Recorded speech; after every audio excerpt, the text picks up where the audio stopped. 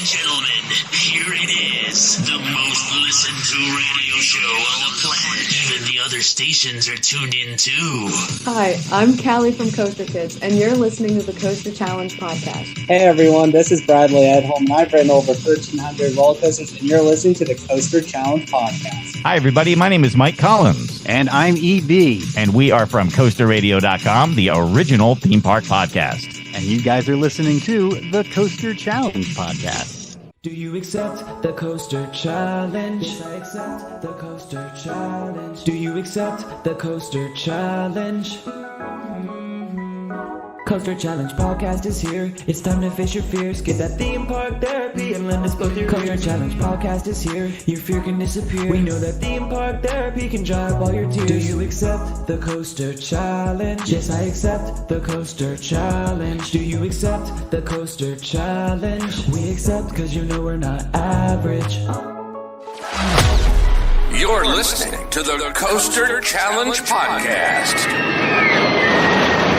A journey where people become fearful to fearless, all from riding roller coasters. So please, secure your hats and glasses and keep your hands and arms inside the podcast. It's time to accept the Coaster Challenge with your hosts, Andrew Locke. Hi everyone, this is Andrew, one of the executive producers of the Coaster Challenge podcast. I've got a coaster enthusiast with me today, someone that actually I know personally. I'm friends with him and his dad and hang out with them, especially when I head up to Virginia. Welcome to the podcast, Dylan, better known as Blues Coasters on Instagram. How's it going, Dylan? Pretty good. Great to be here. Excited for this. Yeah. Yeah, we're happy to have you. We like to have a wide range of guests on the show, whether it be backgrounds or in this case, ages. And I know you're not shy about sharing your opinions. So that'll come in handy. Yeah. So, we like people that, are willing to share their opinions. They're not shy. So let's actually kick things off here. So the first question, we always like to just kind of do an intro question. So, I know you well, Dylan. We talk all the time. Know your dad well. But, obviously our audience doesn't necessarily know you. So tell our audience about yourself and about your love of parks and coasters. Well, as you know, probably by the intro, I'm from Virginia, and I'm a coaster nerd. So VA coaster nerd. And I also play guitar. So that was actually my first passion before coasters, and still is my first passion. Nothing to diss on coasters, but, music's better. So, I just really got into coasters. It's just kind of out of the blue, but I think that will be answered later on. But yeah, music and coasters are my two things, and that's really what I do every day. If I'm not playing my guitar or practicing with my band, I'll be out on a coaster. So, nice. Yeah. Nice. I think it's personally, I'm like you. I have multiple passions. Coasters and parks is not my only one. And yeah, I like the cars, technology, and some other things, but, and it's interesting sometimes how they all come together, which is kind of cool. But, I personally think it's healthier, my opinion, it's just my opinion, to have multiple passions, to not be singularly obsessed. But, I have friends that all they do is coasters. They don't really even like the rest of the parks. They just like the coasters, and that's all they love. And hey, at the end of the day, if you're happy, you're happy. But having, multiple passions, like you live in Virginia, weather isn't great all year round. The parks aren't open, at least, well, I guess Busch Gardens, Kings Dominion started being open year round now. They're starting to branch out, which is nice. Yeah. Give us something to do off season. Yeah, but even at the same time, I get the emails from Busch Gardens, Williamsburg, and they've been closed. The weather, actually, they were closed today. So yeah, that's what I was getting at. Yeah.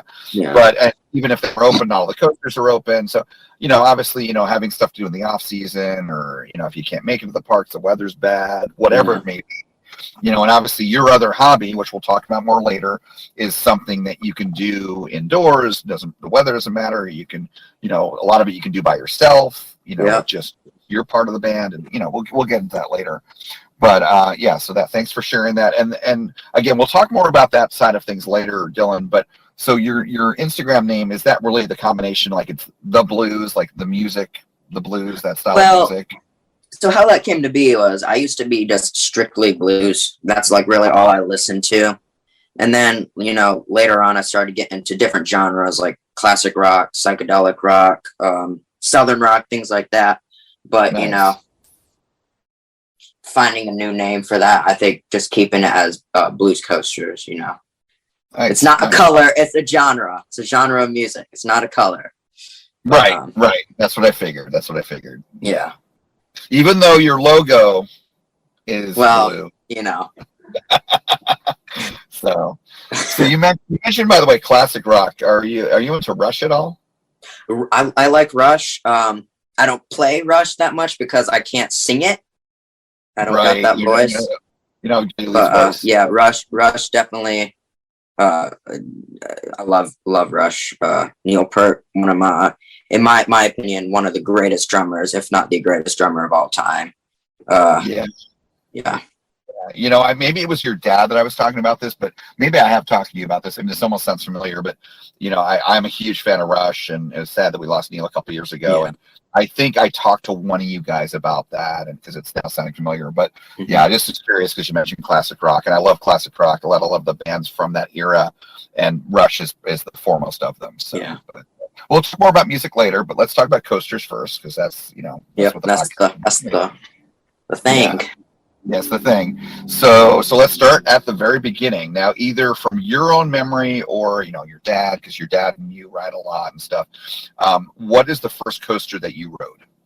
Well, from my memory, the first coaster that I rode was, I'm pretty sure, it was the Grover coaster over at Busch Gardens. The best coaster in the park. Much better than that intimate no, I'm kidding. But anyway, it was Grover coaster, I'm pretty sure. Right. Didn't really think of it at much of a ride at first, but starting from there, you can't really forget where you started at. Yeah, it's your first one. Yeah. Mm-hmm. So how first big coaster I would do was Loch Ness Monster. So first big coaster. Yeah. How old were you when you rode Air Grover? Oh God, I really don't know. I think I was probably 4 or 5. Okay. Because we originally lived in New York, so we moved down here when I was 3, Virginia. Oh, okay. So I think either 4 or 5. And Okay, and actually that explains, I don't think I knew that you were originally from New York, but that explains your father's accent. You don't have it because you were too young to develop it, but okay. And then how old were you when you rode Loch Ness the first time? Probably 6 and a half. 7. No, I'm short, so I didn't get that height to ride the ride. Verbolten was always the one in the park that gave me the problem. I could always ride Loch Ness, but the people at Verbolten wouldn't ever let me because I was like right there at the. They always gave me a tough time at that ride. Yeah. Okay. But, I mean, I think you're cutting. You're not giving yourself enough credit. I mean, 6 to 7 years old. Forget about the height issue. 6 to 7 years old to ride a multi-looping, multi-version. That's pretty darn young. That's impressive, actually. So thrill seeker over here. So. Well, yeah, we know. We'll talk about that. Yeah. So, okay. All right. Very good. So, and then you moved to the Virginia area when you were about 3, and you live in Williamsburg, right? Yeah. So how far away, like how many minutes are you away by car to Busch Gardens, Williamsburg? Depending on traffic, like average around 20 minutes. So I'm like right there. It's not bad. That's really impressive. And then really close. Yeah. Yeah. King's Dominion, I'm an hour flat. So right. Yeah. I mean, again, this is an opinion, but I was just actually talking to another interview I did yesterday with actually someone whose home park has pretty much always been Busch Gardens, Tampa. Your sister park there. Mm-hmm. The better Busch Gardens. Well, again, that's an opinion. Okay, that is an opinion. But I disagree with that when looking at it from a theme park perspective, not necessarily just a coaster perspective. But it's my opinion. But we were talking, he and I were talking about that, and I was talking about how I think that Busch Gardens Williamsburg is the best park in the chain, looking at an overall park perspective, my favorite. And so I think it's pretty cool that your home park is, because not many people have that as their home park. Yeah, it's definitely nice to have a nice home, something other than, a Six Flags, run-of-the-mill Six Flags. I'm not dissing on Six Flags. Like, if I had Great Adventure as a home park, that would be awesome. El Toro. Oh, yeah. Yeah. Praying they can get that fixed up soon. Oh, me too. Or Great America, that's a nice park. I had a good time there. Me too. Yeah.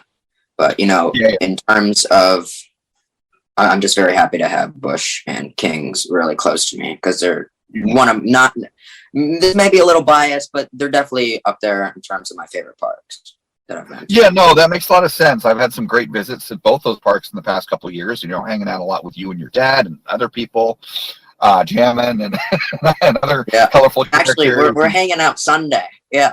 He said, I need some coaster therapy. I'm coming down to Busch Gardens. Enjoy those stories. But you mentioned Great Adventure. Yeah, that was my original home park until I was 18. I grew up in New Jersey, and it was a great home park. And but I know people that live in the Virginia, Maryland area where Six Flags America is their closest park, but they refuse to count that as their home park. Yeah, well, I don't really count Busch Gardens Williamsburg as their Funny enough, I didn't really have that bad of a time at Six Flags America. Sure, it wasn't like, yay, let's go back to Six Flags America. Well, Batwing was open. It wasn't down, believe it or not. Nice. Like, we got there, it was open. We rode it.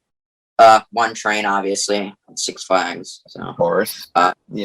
The only coaster that, actually, you know what? We got on all the coasters there without a problem. So that was nice. Okay. The only problem was that one train on pretty much everything, but what can you expect from a park at that tier? Right. Well, I mean, David and I, not together, but separately, have been to Six Flags America each once. And we both had some not so great experiences, which I'm not going to get into here. But I mean, it's definitely not the best Six Flags park that I've been to. I've been to. Yeah, I wouldn't go back there because there's nothing that really pleases me. Right. I mean, there's good rides, but it's not like let's just go. Yeah, it's not a top tier. It's not a Fiesta Texas, Great Adventure, Great America, or Magic Mountain. Those are like the top tier, in my opinion, Six Flags parks. Yeah. All right. Well, in any case, okay. So we're probably going to jump ahead. I'm guessing, certainly not Air Grover, maybe Loch Ness, but how many coasters, how many credits do you have now, Dylan? 311, if I remember off the top of my head. So yeah. And you're 15? Yeah, I actually turned 16 this Sunday, so that's. Happy birthday! Thank you. Yeah, since you're not on Facebook, I don't get the notification about that's anyone who's not my Facebook friend. I'm not good about remembering birthdays. That's Facebook, all right. Yeah, it's one good thing. Well, happy birthday, 16. Oh, so you're driving now? I'm not in a big rush, but yeah, I can get my permit anytime I want. So nice. I'm not in a rush, so. Right. So I mean, I know you've done your fair share of traveling. You and I have talked a lot about planning trips. You very impressively, even though your dad and you are both, kind of enthusiasts, I think more so than your dad, but you are the one that plans your trips. And I've seen this in other families too, whether it's like parents and children, where the kids are like they almost have the more maturity, or there's certain levels of maturity, certain areas of maturity where, they kind of, rise to the occasion and plan the trips or do the finances. So you're kind of one of those, which I think is really interesting whenever that happens. And you and I have talked about trip planning tips and things like that. So you've gotten your share of credits. So, I mean, 300 plus credits for someone your age is, again, very impressive. So, and it doesn't matter what credit count you're at. You can be an enthusiast at any credit. It doesn't matter. Oh, absolutely. I'm just talking about in terms of your rate of attaining credits is impressive. Yeah. So 300 plus credits. Which one of those scared you the most before you got on it? Okay, so there's two. Okay, that's fine. The first one that really got me into coasters, which is probably going to be another question down the line, was I-305. And that's kind of in the name, Intimidator. But, when you're getting on, like, your first Giga, and it's, like, up there, and none of the rides are at that park or near that height, it's like, holy crap, this thing's ginormous, But sure. got on it. I was like, let's do it again. The second coaster that really scared the crap out of me was Dragster. Okay. Yeah. And funny enough, I rode Dragster after King of Ka. I got on King of Ka first. Yeah. And okay, well let's come back to that. Because it's kind of a two-parter. So because I don't want to kind of jump too far ahead, but I do want to talk about that certainly because I'm very curious. But let's divide this in two. Let's talk about Intimidator, and then we'll talk about Dragster / King of Ka. So first of all, by the way, Dragster, just to address that real quick, is a very common answer to this question. So you're fitting in, as much as that matters. I don't care about fitting in, but I don't fit in some opinions. You'll hear that. Oh well, I know that. You already know. Okay. Oh, I know some opinions that are coming. But on the other hand, I think I-305. I think this is the first person, and it's surprising in a way if you think about it, because I-305 again, it is very intimidating. The height of it, the layout of it. Yeah. Just watching it off ride, it looks really intense, and it is the most intense Giga, no question. Oh yeah, there's no question. It's an amazing coaster. So let's talk about I-305 first. So, what was intimidating about it? Was it the height? Honestly, just seeing that train just whiz through the layout at speeds that I've never seen before. Because that was my fastest coaster at the time, and just watching that thing just go all over the place, just really just was like, holy crap, am I about to do this? And also, I was hearing things about it, people black out on this thing, blah blah blah blah blah. Keep in mind, I was GP at this time. I was still GP at this time. I didn't consider myself a nerd. I was a GP. Okay. Fair enough. Yeah, but that so was definitely. How old were you? Oh boy, when did I get to Kings? The first time I went to, let me see what year this was. It's approximate. An approximate, I'd say 2019. So. Okay, so you were like 12-ish. Yeah, it was in 2019, 2018, 2019, give or take. Okay. And you still consider yourself GP back then? Okay. Yeah. And I'm assuming you had not been to Cedar Point yet, right? No, actually didn't get to Cedar Point till. So originally, the first coaster trip we were going to do was in 2020, but obviously 2020, that nothing happened in 2020. Right. And I was really disappointed because we were talking about going to Cedar Point that entire year in 2019. It's like, yeah, we're going to do it in 2020. COVID hits, then we had to wait an entire year, and finally went to Cedar Point in 21. So. Okay. Yeah. Okay. So prior to riding I-305 in 2019, you had not ridden like an intense Intamin. You had not ridden obviously an average. Actually, that was my first Intamin. That was your first Intamin, period. Yeah, because coaster, water ride. It was Pompeii, I'm pretty sure. Right. But besides King's Dominion, the only park I went to was Busch Gardens, and I went to Disney World. And they didn't have Haggard's at the time, I don't think. Or Universal. Universal. Sorry. Okay. Sorry. Okay. Yeah, that's okay. You would pick Universal when you were Universal. They didn't have Haggard's at the time. Disney World. They don't have any Intamins, if I'm not mistaken. No. Well, I mean, if we're going to be technical here, had you ridden Gringotts back in that period? I might have. Because that is maybe not. Okay. But Gringotts is an Intamin. I call it the Franken Intamin, because the track is Intamin, the cars are Intamin, although I think Dynamic Attractions helped a lot with the motion-based stuff. But the tilt drop, there's only two companies in the world that really do tilts. There's Golden Horse, very infamously, which I've ridden, very crazy, not great coaster, and there's the Coma. Yeah. Coma Vekoma did that, so it's with Intamin and Universal. Very interesting how they all kind of work together. But Yeah. Anyway, so maybe maybe you'd ridden that, but that's kind of a unique coaster. Yeah. But anyway, so I-305 was your first intense Intamin. Intense coaster, yeah. Yeah. Okay. Mhm. All right. So as a GP, you really only had visited your local close by home park and like going down to Florida. Okay. Got it. Okay. So you're intimidated by the kind of the layout, maybe, and I think you mentioned the height earlier as well, right? Well, also that lift structure, like there's nothing supporting that thing. Right. It's like hulking. Yeah. So you got the 305-foot lift, and there's like two things holding it up. This thing's gonna fall over.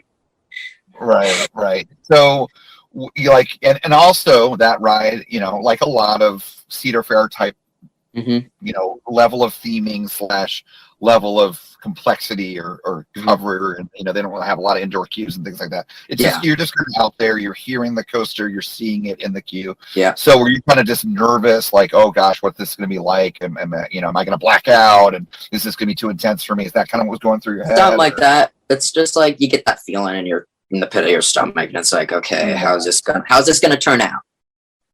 Right. I get off. Right. Like, why was I worrying about that to begin with? Why was I flipping out for the past 30 minutes while I was waiting in line for no reason? I was like, let's go back and do it again. Well, and that's great. And that's what a lot of our reactions as enthusiasts when we ride these coasters before we say become enthusiasts, when we're still scared and all that, that's what happens. We have that switch. We're afraid before we get off. We're like, oh my gosh, why was I scared? I'm going to ride this again. I want to go ride all these other coasters that I heard about, so that's typical.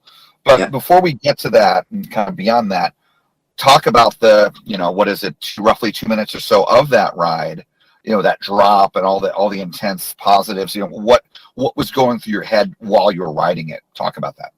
Okay. So the first time I just couldn't comprehend it. Everything went by so fast. Actually, I remember so I do remember this is happening. So we walked into the coaster, the queue. We asked the ride up. I was there with one of my friends. And we said, are we going to black out on this thing? And he said, you might, pretty good chance of it. And I think he was just saying that because they obviously, they widen the turn and all that stuff. So you don't black out anymore. You do get a gray out, but seeing two little GPs, you can't help but to pick on them a little bit, or warn them, intimidate them a little bit. Right. With that, with the coaster. But going back to the coaster itself, just riding that ride, you couldn't comprehend it the first time around. But all I remember is it was fast, it was intense, and it was insane. Really, those are the three words I can use to describe that coaster. Yeah, it's a speed machine. Intamin builds some pretty interesting speed machines. I've been on at least a few of them. Terran being another one. It's amazing. But I did not ride I-305 like you did in terms of I had already conquered my fear of coasters. I didn't ride it until last year. I hadn't been back to Dominion. I was there with you. You were there. You were there literally riding with me. Yeah. And I remember getting off of it, and I was dumbfounded. I had all these friends, you and so many other friends, tell me how amazing it is and why it's amazing. And even with all that prep, getting off of riding it, it was because the speed of it goes so fast for your brain that you get off of it that first time, especially, and you're like, what the heck just happened? And so I get where you're coming from, especially being a GP, being afraid of it. And so, but you got off of it and you loved it, right? Yeah. Okay. And so then what was, yeah. Say again? Yeah, go ahead. And that and Twisted Timbers were the two coasters that really sparked my interest in coaster riding. So now, were those? Did you ride those for the first time the same day? Yeah. Okay. Yep. Okay. Actually, I rode Twisted before we got on 305. So you weren't that afraid of Twisted Timbers. You already conquered inversions. I was actually looking forward to Twisted Timbers because all the things I heard about it. Because I at the time I was watching like coaster content on YouTube and things, but I still consider myself a GP because I had pretty much zero knowledge of what the heck was going on. I would call that GP plus, because if you're watching GP+. YouTube videos about coasters, Yeah. you're not GP plus. just a regular- We were in the middle, but we rode Twisted first. I was like, yeah, that's fun. Let's go try out the Giga. Right. And then you were like, it was overwhelming, but in a good way. And while you're on it, and you weren't scared anymore after it, and so did you ride it more times that same day? I-305. Yeah. I was like, I gotta get a better feel of what this ride actually does, because like I said, the first time you couldn't really comprehend it. Yeah. Right. Okay. Now, roughly after that, how long was it after that you rode King Dakar? Oh boy, a few years. Because either a couple or a few years, because we did, my dad and I. When I say we, it's my dad and I. We did King Dakar in 21. So that was on our 2021. That was on our first coaster trip. So Great Adventure, was our first big park. We hit the Jersey boardwalks. Then we did Great Adventure. Then we did, the PA parks. Then we went up to Sandusky. So then we got on drag. Yeah. Okay. So you rode King Dakar, then Dragster, and it was in with a matter of what, days or weeks of each other? Days, I'd say. We're pretty close to a week. I'd say maybe 5 days, 5 or 6. It might have been a week, but somewhere in that. And you did not identify you did not identify King Dakar as being a coaster that really scared you.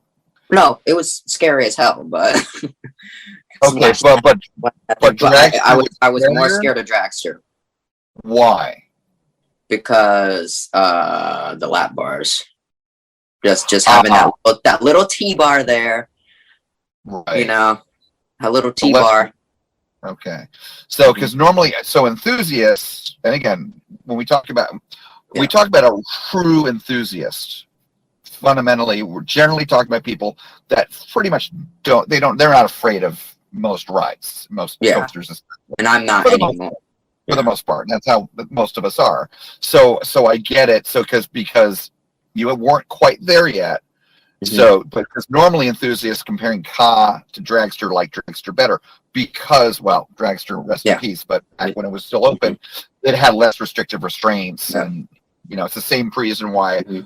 And I know you have your opinions, but just in terms of restraints, a lot of people like Velocicoaster better than Maverick because of comfort for this, same kind of thing, similar kind of thing. So so because you were kind of more exposed, Dragster scared you more. Okay. And funny enough, I had my hands up on that launch the first time. Oh, the first time on Dragster, even though you were scared. And I still decided to put my hands up. So, I didn't listen to the we set arms down. Right. Okay. Well, let's go back to Ka for a moment. So, did Ka intimidate you, scare you because of the height? Yeah, and just watching that thing shoot up the tower and just spiral back down to earth at almost 128 miles an hour. Just crazy to think about. You're about to ride the world's tallest coaster, and you're like, what can you say? Right. Be a little intimidated. So maybe the combination of the height and the acceleration / speed. Yeah. Okay.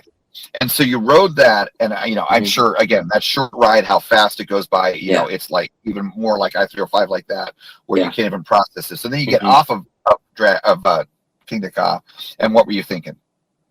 I was thinking, why was that so shaky at the end of the launch track? Right, because you loved it. Okay. No, so it's all right. I like it in the front, minus getting sprayed in the eye with the water at the end of the track. That doesn't happen to me on Dragster for some reason. But I always got whacked in the eye with a drop of water on Ka, and it was shaky. But besides that, it was a really fun coaster. Right, and ultimately you were not scared. Like you didn't feel like you had any reason to be scared of it after going on it. Right. No. Right. And then we actually we went to ride it in the back, and that was a stupid idea, because that was like one of the worst experiences I've ever had on a coaster. And why was that? Because it was so shaky and just boom, boom, boom, boom, boom, boom, towards the end of that launch track. Yeah. It's been a long time. Yeah, I mean, it's been a long time since I've ridden either of them, but I have. I think I've only ridden Ka a couple times. I think the last time I rode it was maybe 2017, maybe even earlier than that. And yeah, it's just maybe I didn't experience it back then, or maybe I don't think I've ridden in the back. I think I usually ride in the front, or near the front. With those type of coasters, the accelerators, definitely the front is pretty much the way to go on those. Yeah. Makes sense given the mechanics of them. Okay, yeah. That okay, that was our first time at Great Adventure. We were kind of bummed out because Toro and Jersey Devil was closed. You know, Toro had the accident with the partial derailment, and Jersey Devil had a parts recall. But we came back the next year and we got on both of them, and then I think later on in the summer, Toro broke, so I was happy to get on while I did. And same thing with Dragster. A couple weeks later, the accident happened. I was like, "Oh yeah, I'm glad we rode it when we did." Yeah. Well, so a couple things to unpack there. So, one, I don't feel sorry for you for that first visit to Great Adventure, missing out on Toro, because I have been to Great Adventure so many times. Oh yeah, that was funny. I'm sorry for laughing at you for that, but yeah. Yes, I've been there so many times since Toro has been open, and whenever I'm there, it's closed. Man. Yeah, I cannot get a break there. It's my ultimate white whale. And then, you mentioned about getting on Dragster just a couple weeks before the unfortunate fatal accident. Yeah. My friends Larry and Gene, who you'll be meeting this at Hollywood Nights this year. Actually, you were meeting them before then at the Dollywood. Yeah. They're awesome people. You really love them. They were there that day. They live in Ohio, and they were there the day the accident happened, which is crazy. But but anyway, so were they like in line for the ride, or just poking around throughout the park? No, they were. I don't think they were in line for it, as I recall. But you know what? I've been talking about it in a long time. I'll have to ask them. Yeah, maybe we can ask them when we're at Dollywood together. But they were there in the park at least. Yeah. They were. So anyway, so you went, you rode Ka, you conquered that height and acceleration speed, and then you get to Cedar Point, and you still have maybe not you didn't have the intimidation of the acceleration or the speed or the height. It was just maybe those things you had conquered, but now you're adding the exposure, and you're So, but nonetheless, you had your hands up. Yeah. Yeah. Because halfway down the launch, I was like, this is freaking insane. This is awesome. Hands up, hand goes up, and the rest is where it's at. Okay, so Dylan, you were saying that you initially had your hands down, but then when you're going through that launch, you then put them up.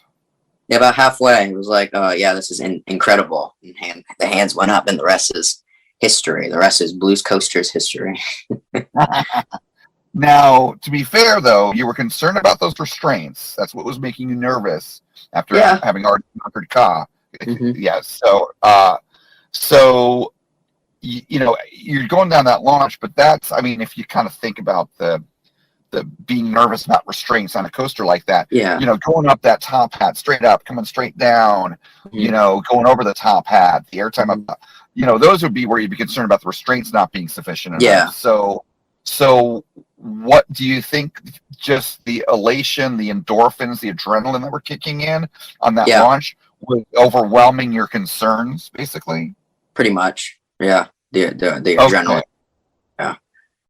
Okay. And then you get off of Dragster, and then what are you thinking?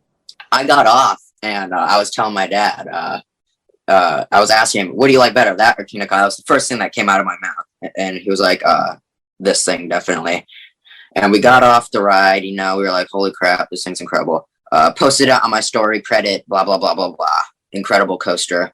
And then I was like, let's go do it again. And he was like, yeah, let's get some other credits knocked out first, and we'll come back. And we went and did that. We actually went to Vengeance, I think. And, that was a whole other story. Yeah, well, maybe want to hear that. Yeah, we'll get to that later. Does vengeance an answer to any of the other questions directly? I don't think it is. Yeah, least favorite coaster. No, I'm kidding. That's Velocity. So, I guess we sort of promised hot takes, spicy takes. Mhm. So, go ahead if you want to share briefly your thoughts on Vengeance in that first ride. Okay. One of the absolute worst RMCs I've ever experienced. And I'll tell you why. The pacing sucks. Given I rode this ride when the mid-course was pretty much stopping the train, like pretty damn close to stopping the train. So the whole second half was boring. It was a complete, what's the word I want to use? Snooze fest. It didn't do anything. The airtime was weak. Felt like Apollo's chariot. It just didn't do anything. Right. It was a complete buzzkill, that whole mid-course. The first half was good, but, once you just kill all your momentum like that, it just really just ruins the entire coaster for me. I'm going back this summer, hopefully, and I pray to get trimless rides on it. I don't know how my luck's going to be because a friend I mentioned earlier who rode 305 with me, he went last summer in 22, and he got trimless rides on it. And I was like, you lucky son of a gun. But I got the dragster credit. He didn't. And that coaster's better. Right. So. Right. Yeah, Kim, one of the other producers of the podcast, you'll get to meet her at Hollywood Nights this year. Yeah. She's awesome. I appreciate her energy. She's very enthusiastic. She bumped up Vengeance in her ratings last summer. I think for similar reasons. She got better rides on it. I've already on this show shared my opinions of Vengeance with you personally, so I won't go into that. That's the first thing. That's the only thing we agree on. Well, I think we agree and some other things, but some other things, but we disagree on a number of things. That makes things fun. So all right. So you got off of Dragster, you loved it, and and then you've not been scared of any coasters since then. No. Okay. So when do you think you became an enthusiast? Do you have a moment? A lot of us have that moment. The moment was Dragster, I think, when I got off of Dragster. That really sealed it for me. I think it was getting off of Dragster. Okay. Okay. So either that or getting off Lightning Rod over spring break in the same year in April. But was that prior to going to Cedar Point? Yeah. So Cedar Point was in late July, and Dollywood was in April. Actually, very early April, like the first week in April. So, okay. One of the two. I mean, sometimes the moments that we identify, or the moment that we identify as when we have become an enthusiast, is when we truly conquer the fear. Sometimes it's different. Sometimes it's just about having an amazing moment on a coaster, which like your lightning rod experience or whatnot. But okay, all right. So a couple more questions. This again, we're going through what we call our fear journey here. So that's why I'm asking you some follow-up questions. But a couple more questions here, and then we're going to move on to something else. So in terms of conquering your fear on rides like I-305 and then later on Dragster, how did riding those coasters, conquering your fear, impact your life? Well, I definitely made some great friends, met some great people, gained a lot of support, which I can't thank everyone who supports me enough. I don't view them as followers. I view them as friends. So, because when you say supporters, what do you mean by that? Just people that just follow me around. I'll get like DMs just saying, "Hey, you want to chill out at a park? Are you going to be at a park this day?" Like, I'll be posting like a couple days ahead on my story. "Hey, I'm going to be at King's Dominion," or "Hey, I'm going to be at Busch Gardens." And they'll DM me like, "Is it all right if we hang out a little bit?" I'll be like, "Sure, man. It's no problem. Be happy." Okay. People like that. Okay. So and I've had a lot of experiences like that. Yeah. Which I agree with. That's awesome. And I refer to that as and really Facebook doesn't do that as much. It's really, that's one of the reasons why I love Instagram. It's where Instagram sort of enhances the social awesomeness of this hobby.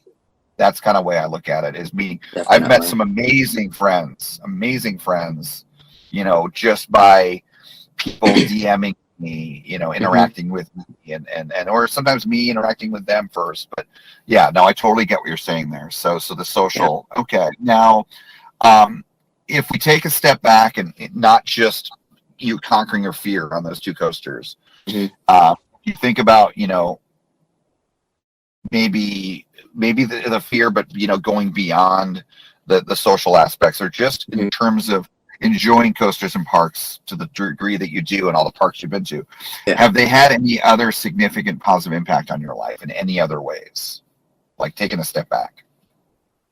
Besides meeting a bunch besides of the social besides aspect. that, you know, just giving me a way to just, you know, relax and just to forget about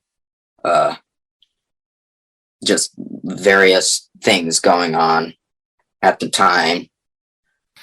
Just to like clear stress up. from school or stress with your mom music does the same thing with that, you know. Right. Yeah, so I know you have stressors in your life. You know, you're a teenager. You know, I know you and your mom battle each other sometimes, and you know, I know school can be a pain. So what you're just describing there, Dylan, is really what this podcast is chiefly about, which is theme park therapy. It's going to the parks, you know, getting on the rides, or even just walking around or enjoying a show, or just being immersed and not being in the real world, just getting away from your troubles for a few hours or a day. And so, you know, you really appreciate that. So that's great. Yeah. It's really powerful. Really powerful. Awesome. All right. Well, thanks for kind of going through the fear journey with me. Yeah. So now we're gonna given your opinions and you like telling stories. What's that? Brought back some good memories talking about that. Yeah, that's good. That's usually it's good memory. Usually it's good memories overall, especially when you look at after you get off the ride and have gone through it to face your fears and all that. So the next section we're going to talk about here, I think you'll enjoy, because it's about sharing opinions of things and funny stories, and interesting stories. So what has been your craziest moment on a coaster? Oh Lord, there's been a lot of crazy moments on a coaster. Let me tell you a couple of stories. So Twisted Timbers. This wasn't really crazy. This was just infuriating. Okay. We were on This was Twisted Timbers. This was last year, I think. And we were going up the lift hill. There were these 2 people sitting in front of us, teenagers, and they were spitting at each other. And I'm saying no back, so I'm getting freaking spat on. We hit that brake run, and I was just I just was like, what are you doing? You know, I didn't say, what are you doing? I said some different stuff, but I was like, pretty much cut it out and grow up. Like, what are you doing? There's people back here trying to enjoy a ride, and we don't need any 4D effects. You know what I'm talking about. We don't need 4D effects. We have enough of those from other sources. Yeah, absolutely. Okay. So, inside joke, people, for those that are wondering what we're talking about. It's about a mutual quote unquote friend of ours. But anyways, so you told these 2 kids, right? It was 2 kids? Yeah. Okay. They were older than me, but I didn't care. So what was their response to that? They looked back at me, they rolled their eyes, and they just went, whatever. I'm like, all right, you're gonna grow up to be one of those people, unless if you change your ways. Yeah. Now, learn some respect, you know. Right. There's people here that are trying to just enjoy a day, and they've came from wherever to get here, and they've paid money to do this, and the last thing you want to do is get spat on. Right. Yeah. Or anything along those lines. Yeah. Yeah. I need body fluids or what. So how long ago did that happen? That was last year. That was either last year. No, that wasn't last year. That was in 2021. Okay, so a couple of years. Okay. I think that was during Haunt, if I'm not mistaken. Okay. So let's say just follow me here. Let's say that it happens before you had ridden I-305, and hence before you'd ridden Dragster and Ka. Do you think you still would have reacted to them that way? Well, being much younger, I probably wouldn't have said anything. Okay, all right. So let me ask you this. I get what you're saying there. Do you think it's just an age thing, though, or do you think there may be something else here? I don't know. Maybe it's both. It could be both. You know. So what? Okay. So what? Because I don't want to lead you here. I want to see. I want to see if you're thinking what I'm thinking. What do you mean by something else? Be more specific. Well, I don't want to say what it is because I don't want to lead the horse to water thing, and and then you just got to take it back, as the saying goes. But anyway, so I want to see if you are having the same thoughts or come to the same conclusion that I am guessing here. So just follow on with me. So if you think it's both, so what do you think it's about having ridden I-305 and Dragster and having done that and gone through what you went through with getting on those coasters for the first time each? How would that affect you in terms of how you acted towards those guys? I think I would still I wouldn't necessarily said something, but I would have been very disappointed if you had not ridden those coasters. And not conquered. I would have been disappointed because you still, being at a younger age, I still knew because I used to take karate, so self-discipline and all that stuff.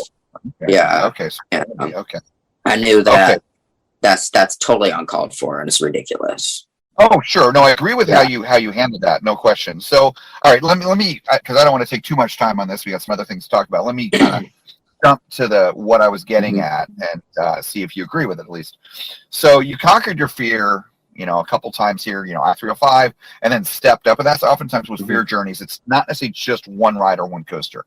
You conquer certain things on this ride, and then you go on this a couple of years later, or a few months later, or weeks later in this case, days later. And then so you went through and conquered your fear in a couple different levels. By the time you got off Dragster, you felt fearless. Yeah. Do you think, let me put it this way, do you think that you being fearless to the degree that you were after riding, Dragster, where you're not afraid of any coasters anymore, do you think that impacted how you acted towards those two kids? Probably, because, learning to, not really flip out about things that you shouldn't really have to flip out about. Well, but you interact. You did. I would have definitely. Yeah, I would have still said something. Right. But do you think that you were? Do you think that you were more confident in? In confronting them, and so what I'm getting at, and I'll just kind of get to the bottom line because this is something we see with other people. I've seen it in myself.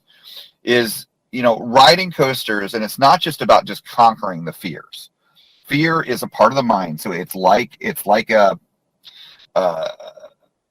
like strength training, just like you go to the gym or anything like that, or going to school and strengthening your mind, and learning things and so forth. So by facing fear and just riding coasters again and again, even the same one again and again, we're teaching our mind we don't have to be afraid of everything. It's intimidating. It's it's tall, it's fast, it's inversions, it's all this stuff, crazy noises, and your mind. Part of you may like it, but your mind, there's part of your mind that's battling you, and that's fight or it's just all in the mind. Yeah. So by facing, I strongly believe. It's we're not scientists. I'm an engineer, professionally, but we're not this podcast is not a professional study that's authorized by some medical agency or the FDA or something. But we're doing our own kind of amateur research. And one of the things that I have concluded from all the people I've talked to dozens of people on this podcast at this point, and guests like yourself, that by facing fear on coasters and at parks and on thrill rides and drop towers or whatever they may be, it allows us to be less afraid and less anxious in other parts of our life. Yeah. And part of that can be assertiveness with other people. So that's what I'm getting at here is, were you able to be more assertive and stand up for yourself and what you believe in because of having faced fears and other aspects? Okay. Definitely. And that's a powerful thing, because and this is where this is another aspect of theme park therapy. We talk about theme park therapy being like you were talking about, bad days, stress, even depression, anxiety. It can help, prevent it. It can help deal with it and lessen the symptoms. But beyond theme park therapy, by facing fears like we do, we can live more enriched, full lives and be able to stand up for ourselves and not be afraid to speak in public. Some previous guests have talked about that. So anyway, I just wanted to kind of point this out and explore this a little bit because of what you brought up there. So okay, that's a pretty crazy moment on a coaster. Yeah. So infuriating, but craziest as an enjoyable. Yeah. Craziest as an enjoyable.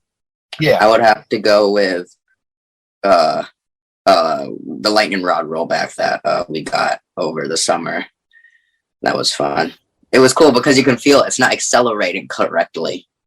So I'm a nerd when it comes to that coaster. Just ask me about that coaster. I know you are. Any of your questions, but you could feel it not accelerating correctly. And we were in the best seat too. We were in the front row. The ride was down for like 2 hours. They tested it, and they're like, "Yeah, let's open this thing." We were the first ones on that train when I reopened it, rolled back. And I think what that ride is, they test it too much. They just push that ride, and I feel like that's what happens, and it just breaks. You just keep cycling, and it cycles, and it cycles. And after they cycle it 50 times, let's just say 50 times, keep in mind, there's no way in hell they can cycle that thing 50 times without it breaking down. Right. It's just going to push itself to the limit and just break. And I feel like that's the problem with that ride. At least that's what I experienced when I was there. They just, when it broke, they tested it too much, and they would open it, and then they would cycle it a few times, and it would break. But yeah, the lightning rod rollback was definitely fun. Getting evac off of that. I got some great pictures. Yeah. Okay. Oh, yeah, that makes sense. Yep. Mm-hmm. Well, and as far as what you said about, I didn't want to interrupt you, but you were talking about, how much of a nerd you were about lightning rod. I know that very well from some of the conversations you and I have had, especially over DM, and some of the videos you've sent me where you've tried to, modeled it, and and then I'm pretty close. I'm pretty close, Andrew. I'm almost there. And the debates we've had about the how I feel about the launch and what happens right after it, and I know, and we'll get to lightning rod I think here in a bit. I have a feeling, but before we get to that, right before we get to that, I think actually, so you had a rollback on lightning rod, but I was wondering if your craziest moment might be a rollback on another coaster. I think that on your that's not your favorite. That's your second favorite. My favorite anymore. It's my number 2 now. But yeah, go ahead and tell the story. We were in line. Yeah. We got on the coaster. And you can tell what coaster it is. Intimate coaster ever created. Here's one of his hot takes. What coaster is it? It's called Velocicoaster, and it's very, very forceless, very boring. It meanders around all over the place. And it's quite shaky too, like it rattles for some reason. Anyway, it shouldn't do that. A coaster that just opened shouldn't do that. I don't think it should. Yeah. Anyway, so we go through the most boring first half ever created to mankind. Just meanders around, zero force, forceless launch. It felt like a mock launch, Hell, I think the mock launches were more forceful. It's like the ones on Copperhead Strike, very forceful. You need to ride to happiness. I know you're going to Europe this summer. That's like my top bucket list coaster. It's amazing. Of all time. Anyway, go ahead. You had the launch. So I pretty much fall asleep during the first half from that, and then we go over to the second launch, the boost launch, and we stop. Nothing happens. We just go, no. It's like, wow, something interesting is happening for once on this coaster. I actually woke up from it was insane. So, we sat there for a little bit. They launched it backwards like they used to do, like just a recover launch, you know about those, launch it backwards and come through. Relaunch. Yeah. But, that was... Okay, that was. So you did not have a rollback. You did not have a rollback. Not really, no. But failed launch rollback. I use those interchangeably. Oh, okay. That's news to me. This is my first time. You learn something every day. So you and I have had the same experience. I thought you had a more augmented version. No, I'm not that lucky. Oh, so you've not had a roll. So maybe that would be one of your more interesting moments if you had a rollback. Oh, you and I both have had relaunches. Okay, got it. Okay, they're fun. Yeah. It's a good different experience. Yep. I think that was maybe the one time I thoroughly I think that was probably my best ride I got on it. Most interesting ride, I would say. Yeah, most interesting for sure. Okay, well, I guess we're gonna go back and talk about one of the coasters you've mentioned already with this next question. Mm-hmm. What is your favorite coaster? Well, it's called Lightning Rod, and I love this ride so much because from the terrain. No, I get very enthusiastic when I talk about this ride. So it's like airtime Mike with Voyage. It will ramble on for a while. Mike, if you're watching, you know what I'm talking about. Anyway, Mike's awesome. I agree. I'm going to try not to ramble on for 5 hours about this ride. But to me, this thing's just, it's for me, it's really just the perfect coaster. You know, the 50s music playing in the plaza, going up to the ride. You know, I love that era of music. Yeah. Rock and roll, all that stuff. You got all and it's a pretty decently themed coaster too.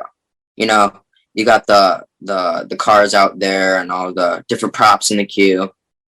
So for me, I think the theming's pretty good for a coaster like that. You know, just the whole terrain, the uphill launch, which is something different than, you know, it's a completely different feeling than just a straight flat launch. Really sets you back in your seat, and you know, just it has a bunch of sideways airtime. And that's my favorite type of airtime, the sideways airtime. And it has that massive wave turn, you know, just like 5 seconds, just 90 degrees, just hanging off to the side. And you know, it has the Outer Bank, the twist and shout, kind of similar to Iron Gwazi. I do like Gwazi's more because it's taken out of faster speed. But I'm not dissing on the one on Lightning Rod at all. It's a different feeling because I feel like I like exiting the exit on the one on Lightning Rod more because you get more change of direction. Gwazi's just kind of exits out straight, you know, and goes I can see that. Lightning Rod, you make the turn. So you get some nice laterals coming out of that. Then my favorite part of the ride besides the quad down is like the second Outer Bank hill. I think it's like 45 degrees bank, something like that, rough estimate. You know what I'm talking about. And that's where the ride really starts to like kick into high gear. And then, you know, the quad down, just gaining speed, plus all the air time. For me, it's just perfect. It's fast, it's intense, and those are coasters that I like. Coasters that have intensity, great airtime, fantastic pacing, and the launch uphill is just really a bonus. And you know, the music plays really just the cherry on top. So I mean, you know, one of my passions you mentioned earlier is cars, and so not the 50s era cars is my favorite, but I do appreciate the cars theming. The Zero car is cool, and you know, as far as the style of Lightning Rod, I like the terrain aspect. I think, and this is a spicy take, other than Iron Gwazi, the quad down. I know. No, don't put really. No, let me talk because I think you'll like what I'm going to say. So I do like most of the Iron Horse track, you know, iBox track, you know, RMCs, you know, Iron Gwazi being my favorite. Yeah. But in my opinion, the best work that RMC has done overall is their topper track.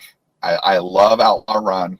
love Outlaw Run. Oh, I love that coaster so much too. Yeah, and especially at night. It's a great night ride. Not the best night ride in the world, but it's one of the best. And Lightning Rod is fantastic. It has got some great elements. I love the quad down way turn. I mean, it's got some great elements. So it's just I have issues with the launch and what if this is my issue with the launch on Lightning Rod. And I think you're not talking about this, but I don't think I put it in this perspective because you're not especially not gonna like what I'm comparing it to. But in my opinion, it fails. And again, I have not ridden Lightning Rod. I only rode it in 2022. I did not ride it before. I rode it with the steel track too. Right, and before they kind of have some things on it, so I don't have that perspective.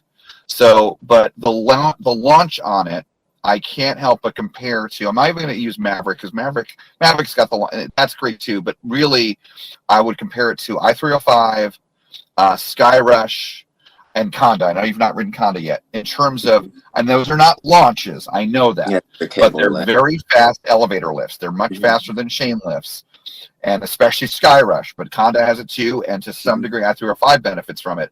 The intensity that you get going down that first drop because of how fast you're going up those lifts. To me, I get those are more impactful for me than the effect that the launch on Lightning Rod has in terms of the first drop. That's the only big issue I have with Lightning Rod. You see what I'm saying? I can see that. Yeah. I think what really sets the launch apart for me, apart from a cable lift, is it's the acceleration. You know, if it had that slow acceleration, like a mock coaster, it would definitely feel more of a elevator lift. But I think the acceleration is really why I enjoy it. But I definitely get your point. Yeah. Yeah, and when you go to Europe next year, your socks going to get knocked off. You're going to get a very different perspective. Your things are going to change for you. Your eyes are going to open. I keep using all these idioms, but between, you know, I know you're planning on extending the trip beyond the coaster trip that you and I are both going to be on. I don't know what we're doing. Maybe not. It depends because I'm debating on whether doing a coaster trip or really focusing on, you know, playing music with my band. It just depends. Oh, okay. So you may not extend. Well, at some point, we might not do it. We're doing Hollywood Nights. We know that. We might. I'm pretty sure we'll do like a little trip somewhere in the summer, but I don't know. Europe is 50-50 at this point. Yeah. Okay. Got it. So you may not even go to the coaster crew trip. Maybe not. It just depends. Oh, okay. We'll make it out. Yeah. Okay. Well, at least at some point, maybe not this coming summer, I know that you will get to Plopsaland, you'll get to Phantasialand, and amongst other parks out there. And, you know, riding, especially Terran, Ride to Happiness, but even Fly, your perspectives are going to change and things are going to get shaken up. I'm not saying again number one necessarily. I actually think Ride to Happiness could easily become your number one. But, with how much I enjoyed Time Traveler, I wouldn't be surprised if that's top 3 for me. Time Traveler is a kiddie coaster compared to Ride to Happiness. Is it? Yeah. Oh yeah. So even more. All right. Well, in any case, thanks for talking about your favorite, and again, I have respect for that. Again, overall, I like Lightning Rod a lot. I'm looking forward to riding it again in a couple months here. Actually, Go back sometime in the summer when it's like 80 degrees. So it'll surprise you more. Yeah, I don't know if I'm going to get because you were there when it was rainy, right? With the coaster crew. Yeah. It was because there's a problem. The coaster event was in late March last year. Yeah, and it wasn't necessarily rainy. I don't think it was raining much that day, but it was cold. It was a cold day. So it wasn't warm enough for it to really get there. Yeah. Well, the coaster crew event this year is a few weeks later. Yeah. Later, technically tax day. Yeah. 15th. So hopefully it'll be warm that day for that reason. Yeah. And I hope they add ERT for Lightning Rod, please. Like, if anyone can do that, like, because we should be getting it. Big Bear is cool, but Lightning Rod's better. No, I think we're. I think we're called Lightning Rod Roundup. You can't call it Lightning Rod Roundup without ERT on Lightning Rod. I have about an 80% confidence we're going to get just like last year. We're going to get the nighttime ERT on Lightning Rod. Hell yeah! Yeah, because I've always longed for like a bunch of night rides on that thing because. You know, their hours, Dollywood, I'm not really a big fan of their hours. You know, like, because they close at 9:30 in the summer. It's like, you know, stay open for an extra 30 minutes. And really, I've only gotten, like, one, like, pitch black night ride on that coaster. And that was because it broke. But they still decided to open it up at 10. So 30 minutes after the park closed. And we got on that. And it was great. The fireworks were going off. It was incredible. That's really good dedication by the Dollywood team. That's great that they reopened it still. It was late. But, yeah, no, you get some good night rides on it. I believe made a bunch of friends with the crew, too. Love that Oh, crew nice. so much. Yeah. Nice. All right. Well, let's move on and let's talk about on the other end of the spectrum. And I know it's not really Velocicoaster. No, it's not. I know that. I like Velocity. Hey, top 20 out of 311. That's pretty good. Yeah. So I know the jokes. Yeah, you're being serious. I just like crapping on it just to pick on you. So. Well, but again, it's not my favorite anymore. So yeah, that's true. But I still, something that's that close to home, you gotta do something to. Yeah. Well, so what is really, honestly, all seriousness, what is your least favorite coaster and why?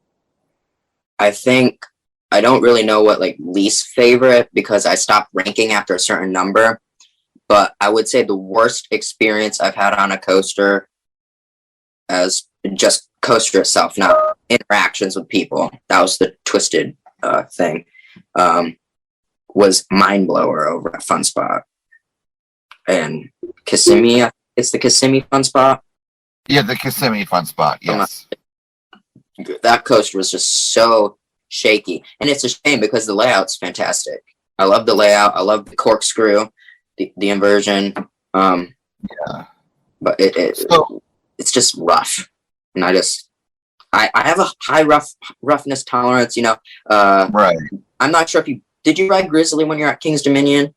Not recently. I've not ridden Grizzly since 2008 or 9. That ride got really rough, but I enjoy it. I love Grizzly so much. But Mind Blower is just on another level of just shakiness because it's throughout the entire ride from drop coming off the lift hill, the turn coming off the lift hill. It's why is this ride doing this? You're not even going 10 miles an hour yet, and you're already every bone in your body's rattling and rolling, and it's I just knew it was a bad idea. The second we came off of that lift hill, I was like, oh boy, it's gonna be one of these rides.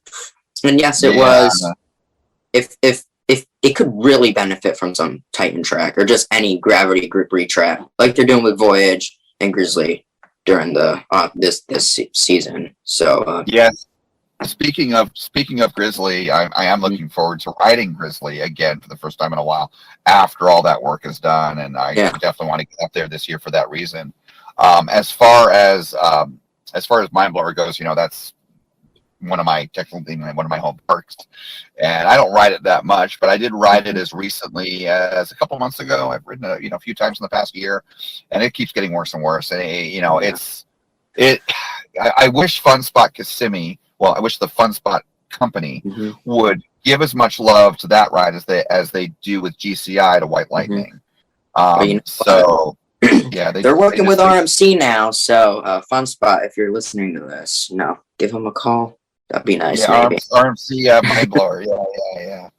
All right. Well, we're gonna.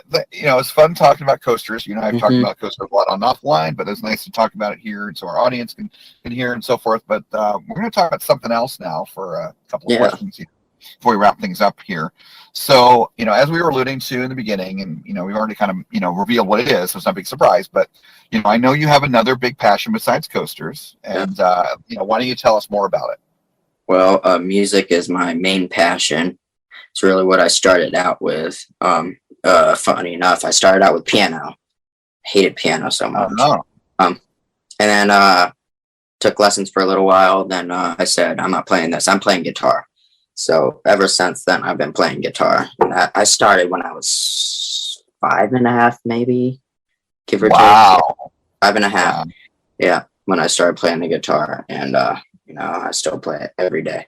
And I actually took a little break from guitar. I mean, I still took lessons and things. Right. I just didn't really practice that much and kind of lost interest in it for a little bit. And that was when, I don't know if that had to, that was when COVID happened. I just kind of really lost interest and was playing music. And then in November of 2021, that's when I really, I've been playing it more than I ever have been. Nice. And that's when I started getting into the Grateful Dead. Yes, I haven't been a Deadhead all of my life. It's only been since November of 2021. But yeah, that's when I really started playing it more than I ever have been. Yeah. Okay. Now, we've talked about it a little bit here, and actually, I really probably at some point I should have him on as a guest as well on the podcast here. Probably should do that. But, your dad, like, would you look at your dad? I know he's still your father, so he probably annoys you and all that because you're a teenager, and that's how that works. But It's not that bad. Honestly. Yeah, I know it's different than your mom, but like, do you look at your dad as like one of your kind of like one of your best friends, in a way? Yeah. Okay. We could. Because you guys, I mean, you're not the only father-son coaster enthusiast duo that I'm friends with. I'm friends with a few others like that, or even a mother-son, and they're always really cool relationships. And I'm very much, I appreciate being witness to those and being friends with those people and the dynamics involved. And I have a lot of fun with you and your dad. And I think it's really cool how your dad supports you being an enthusiast, and he's a part of that too. Yeah. But I know he also, which is interesting, which is why I'm bringing this up, not just shares kind of the coaster enthusiast aspects with you and the being one with you, but he also is a really big music fan. And in fact, isn't it true that his love of music is how you got your name? Yeah. He named me after Bob Dylan, so one of the greatest songs of all time. Top 3 songwriters. My favorite song, Robert Hunter, David Bowie, Bob Dylan. So those are definitely the top 3 songwriters of all time, in my opinion. Heavy hitter. Yeah. So you started guitar at 6 and a half. So I'm assuming your dad was influential in that, right? Yeah. Yep. Right. That's really cool. So he must be very proud, because I mainly talked to you guys about coasters, when we're hanging out at the parks or at the parks, but I'm assuming he's very proud of what you've done and like the band that you're now in.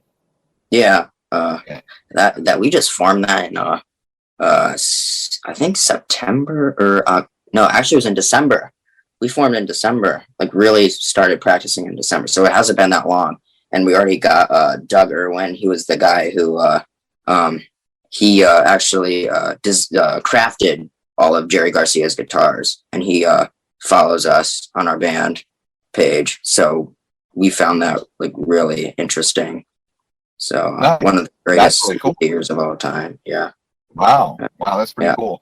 So do you want to maybe talk about your band just a little bit here? What the deal is? Yeah. So we're called Wolf, WOLPH, and we play, we do blues, southern rock, all those genres I mentioned earlier in the podcast.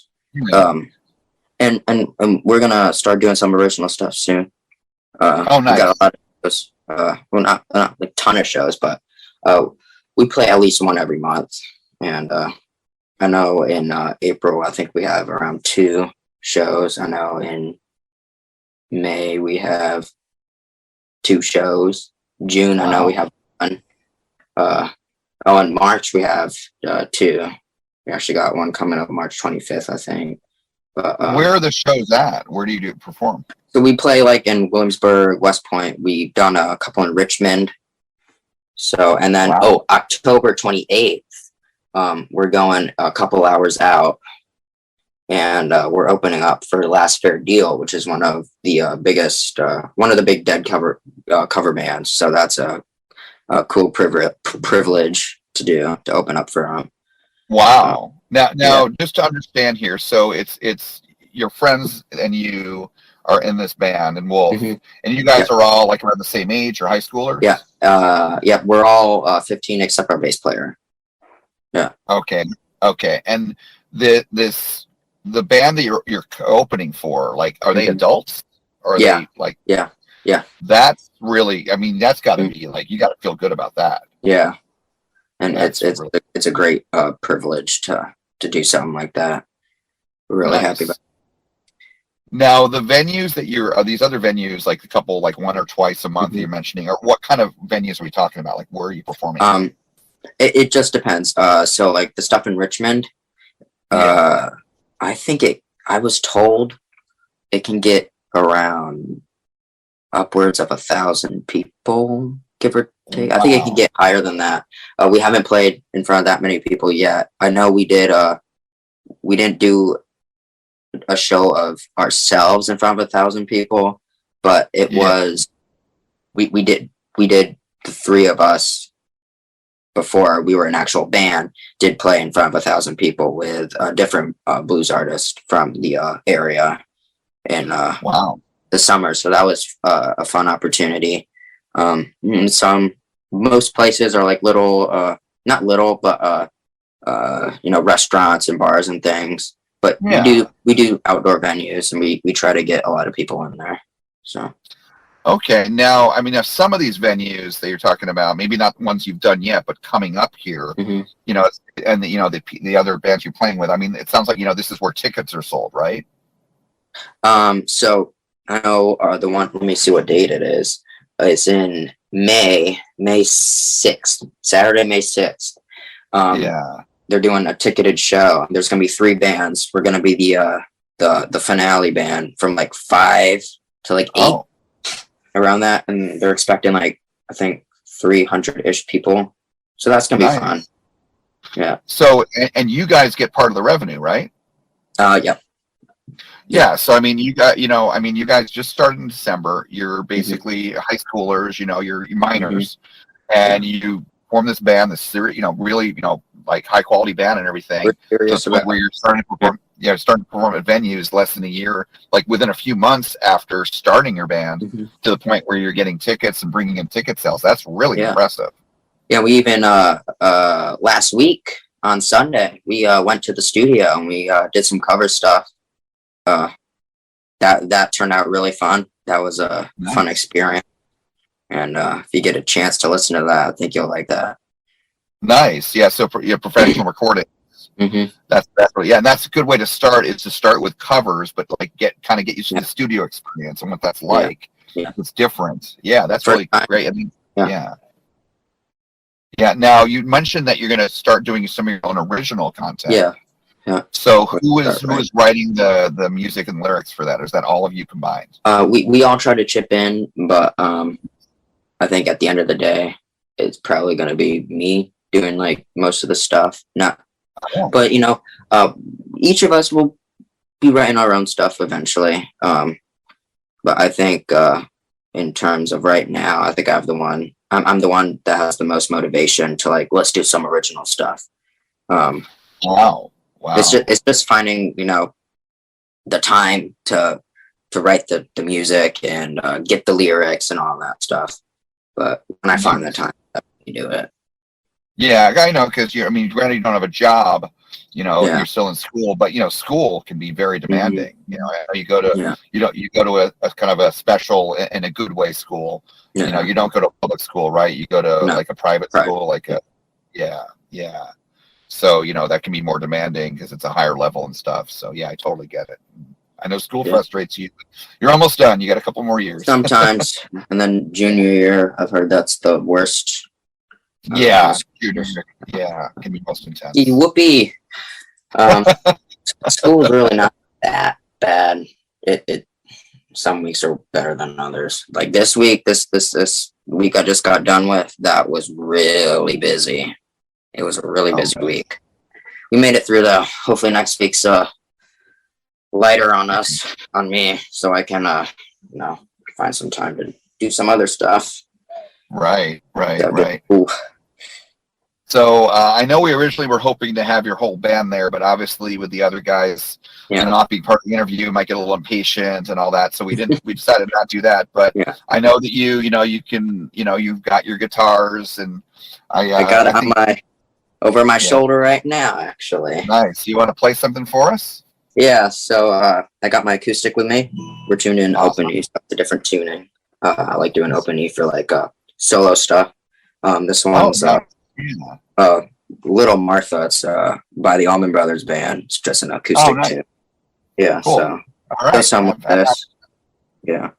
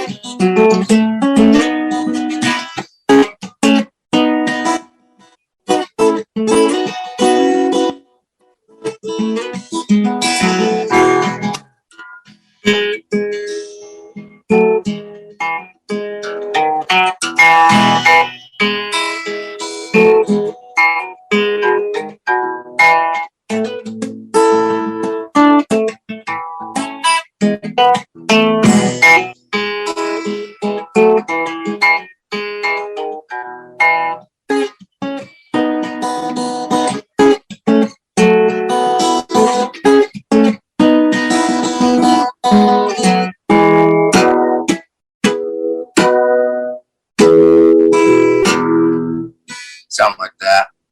Yeah. Nice. That was awesome. That was, I mean, Yeah. you know, it's basically a live performance right there, and you know, you're just by yourself, and that's always the trickiest. You don't have a band to kind of cover up any little things. No, you did a great job. I mean, so you've been playing guitar basically for almost 10 years now, with a little bit of a break, right? Yeah. Right.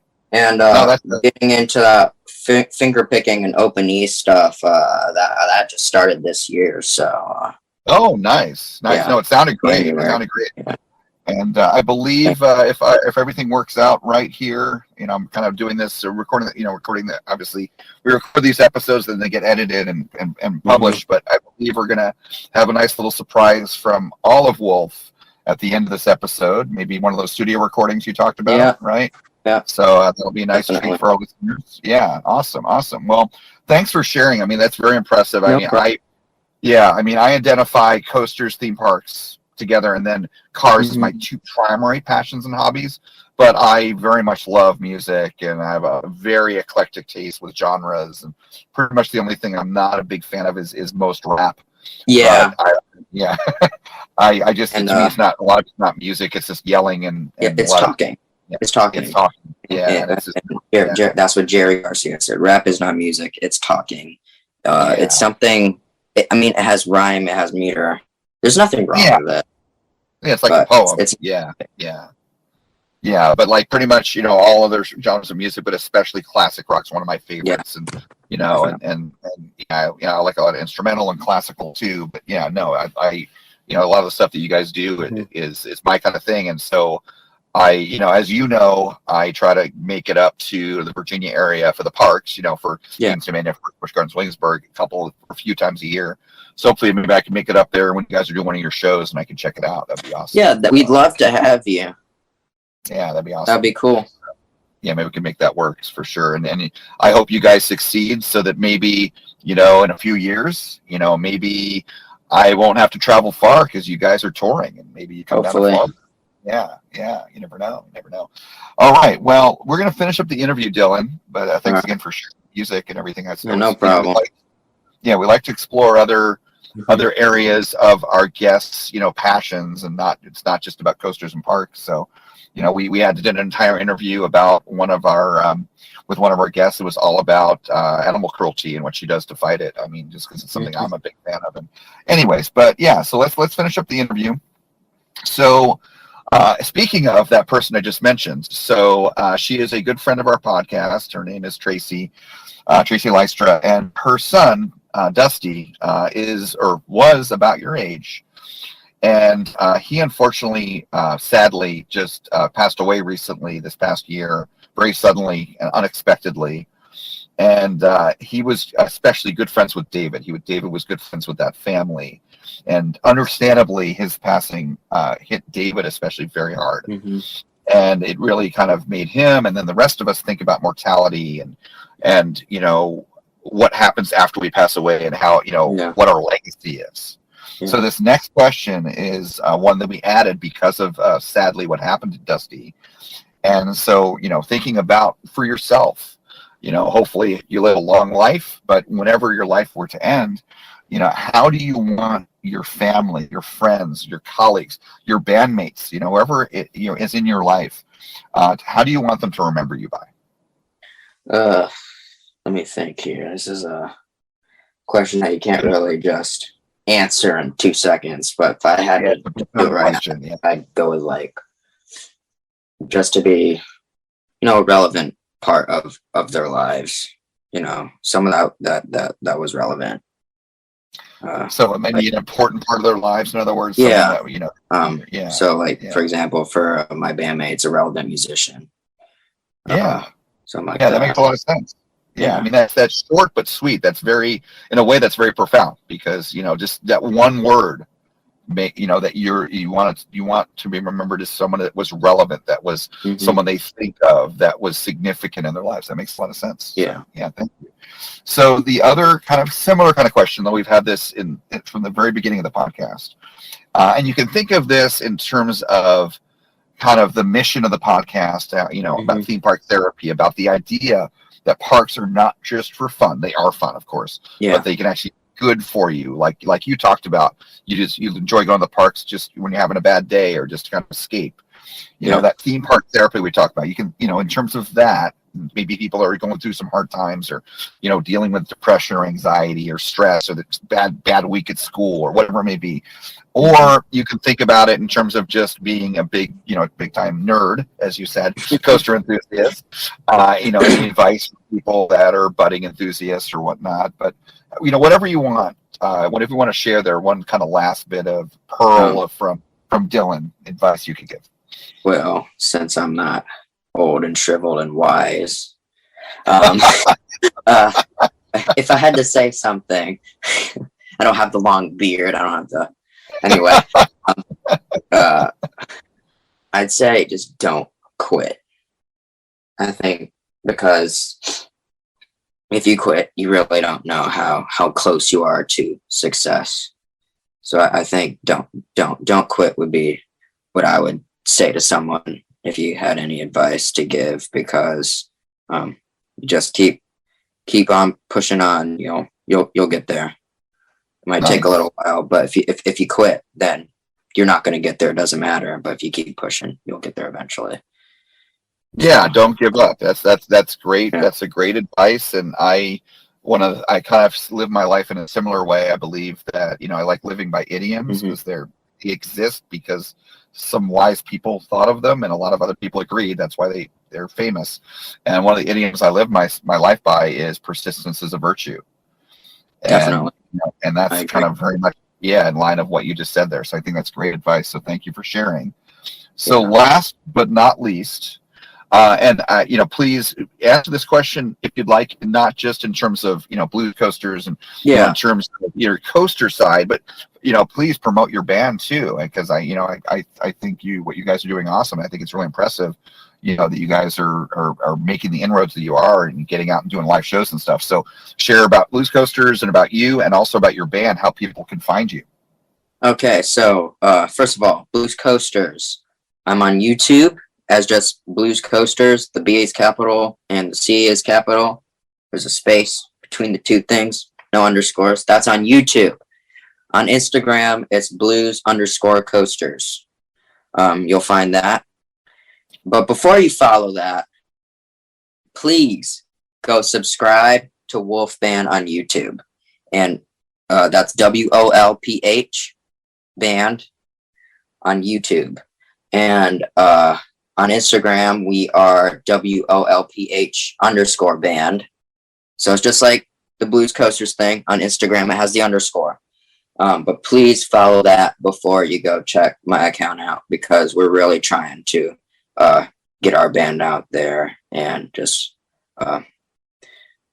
spread our love of music, to keep good music alive. That's what we really want to do. And, Wolf Band and Blues Coasters. So that's what we're on. I'm pretty sure we're also on Facebook for Wolf Band. So you can go check that out too. And we might have a TikTok coming out on Wolf Band soon. Not at the moment, but soon. I think we'll have a TikTok coming out. That makes a lot of sense. Yeah. And we're going to have merch. We already got a bunch of stickers. So we're going to start making t-shirts and, patches maybe, because I'm a patch collector also. I know you are. Coaster nerd. I got my vest and pins. We're gonna make pins and patches. So yeah. Every park I go to, you ask me to look for patches. I know. Yeah. I know. Like, come on, Andrew. But yeah, definitely follow. Please go check us out. The band Wolf Band, WOLPH. Nice. Before Blues Coasters. Yeah. Yeah, and I had already been following you, of course, Instagram. That's how you and I connected. Yeah. But also, you told me about your Instagram account for your band, and I followed them a while back. I think right after you guys started. But I had not subscribed. Didn't know about YouTube. It makes sense you guys would have YouTube. So literally, as you were telling our audience that, I subscribed to Wolf Band on YouTube. Thank you so much. Yeah. And you'll know it because, by the way. You'll know it's us because we have that wolf logo kind of tripping out. And also, please feel free to share our band around to anyone you know. We're just trying to get all that support we can get. Nice, so, nice. Yeah. By the way, how'd you come up with the Wolf Band and the Wolf logo and yeah? So the Wolf, so the PH, we wanted it different. So we we took inspiration from the band Fish. So that's PH. Yeah. Yes. PHISH.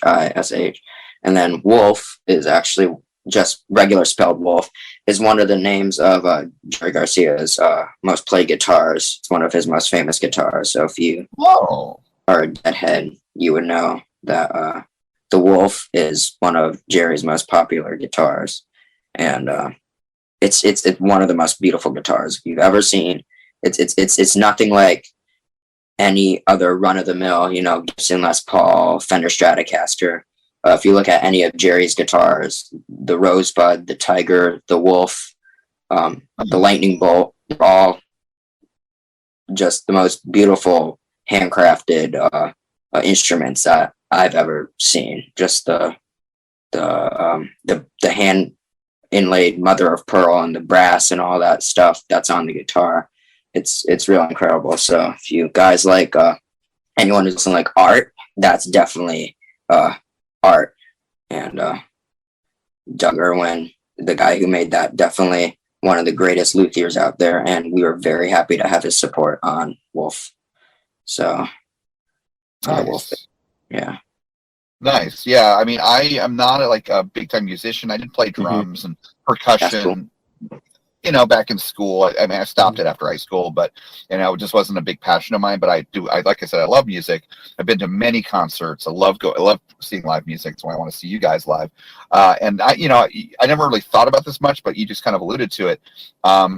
Basses too, but especially guitars, they can be really cool looking. Like the colors and the design and the shape, and there's all kinds of different styles, and they can be really pieces of art unto themselves. Yeah, it makes a lot of sense what you were sharing there. Well, thank you so much, Dylan. This was really fun, and I think it's awesome. I enjoyed it. Yeah, I love that. You're a coaster enthusiast. There's a decent number of us out there, but I love you shared about your music and your passion for it, and I learned some things about that today. I didn't realize about you guys doing live shows and and opening for people and that's you guys are going places, and that's amazing. And you keep it up. That's awesome. Yeah, we will. We'll keep going. Awesome. Yeah, you use your own advice. Follow your own advice you gave. Yep, and you'll be good. So thank you so much, Dylan. Yeah, thank you. If you enjoyed today's episode, be sure to like and subscribe wherever you get your podcast. If you want to see more of us, we upload every Friday. Be sure to like us on Facebook, Instagram, Twitter, and YouTube. All at Coaster Challenge. Links are in the description below. Thanks for joining us here today.